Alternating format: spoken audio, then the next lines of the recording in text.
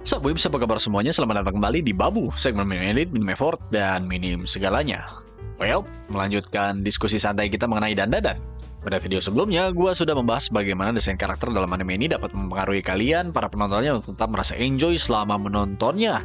Dan harus gue tegaskan, karena belum sempat gue tegaskan, perihal desain karakter dan kenyamanan kalian para penonton itu bukan suatu hal yang dapat dirasakan secara langsung. Karena memang hal tersebut diproses dalam alam bawah sadar kalian. Sehingga hal tersebut haruslah diberitahu oleh seseorang yang sadar untuk dapat dirasakan oleh kalian. Anyway, seperti yang sudah gua janjikan bahwa diskusi santai kita kali ini akan membahas mengenai interaksi dalam dandadan. Dan kenapa pada akhirnya interaksi dalam dandadan menambah daya tarik dalam anime ini. Tapi pertanyaannya, interaksi seperti apa yang gua maksud? It's time for me to get the heck out of it. Tapi sebelum itu, udah lama nih. Ngopi dulu, John. Diskusi santai soalnya, harus bawa kopi. Kalau kita bicara soal interaksi, ya mungkin apapun yang terjadi dalam dandadan bisa disebut sebagai interaksi.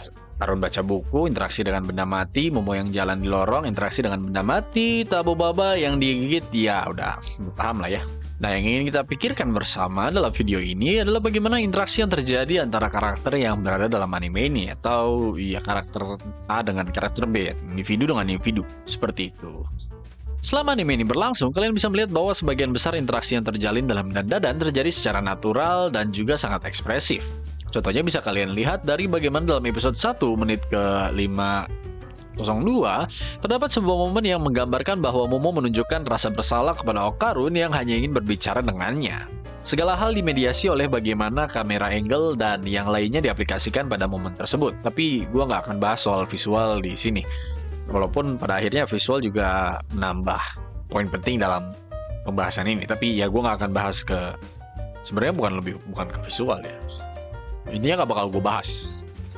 Dalam momen tersebut kita dilihatkan adanya sebuah rasa empati yang muncul dalam diri Momo melihat bagaimana kondisi Okarun yang terdiam setelah Momo membantah keberadaan Okarun. Kejadian yang terjadi pada momen tersebut adalah kejadian yang sangat natural.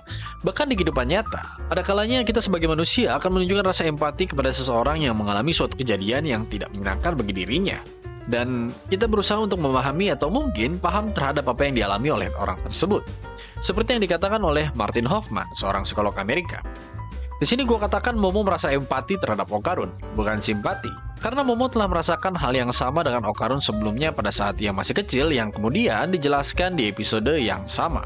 Sekali lagi, interaksi ini terjadi secara natural. Kemudian kita lihat dari bagaimana relationship yang terjadi antara Momo dan Okarun yang lambat laun semakin serasi.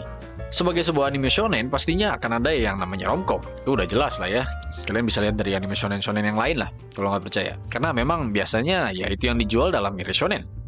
Nah, kalian bisa rasakan bagaimana romcom yang berada dalam anime ini terjadi secara natural. Lagi-lagi, natural. Ya, walaupun masih ada beberapa hal yang kesannya dipaksakan untuk tujuan komedinya. Tapi ya tetap lucu menurut gua.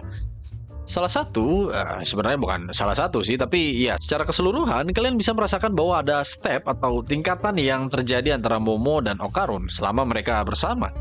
Romance yang dituangkan dalam anime ini tuh terjadi nggak kayak, oh kamu cantik, aku gak cikoi, tapi ke, lu siapa? Ih, apa sih? terus, kok kayaknya aku ngerasa nyaman sama kamu? Ya gitulah, paham kan?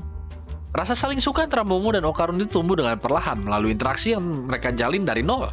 Tertawa bersama, resah bersama, dan ya yang lainnya. Ada juga momen seperti gimmick-gimmick tsundere dari keduanya saat diceng-cengin temannya, dan ya banyak lah pokoknya.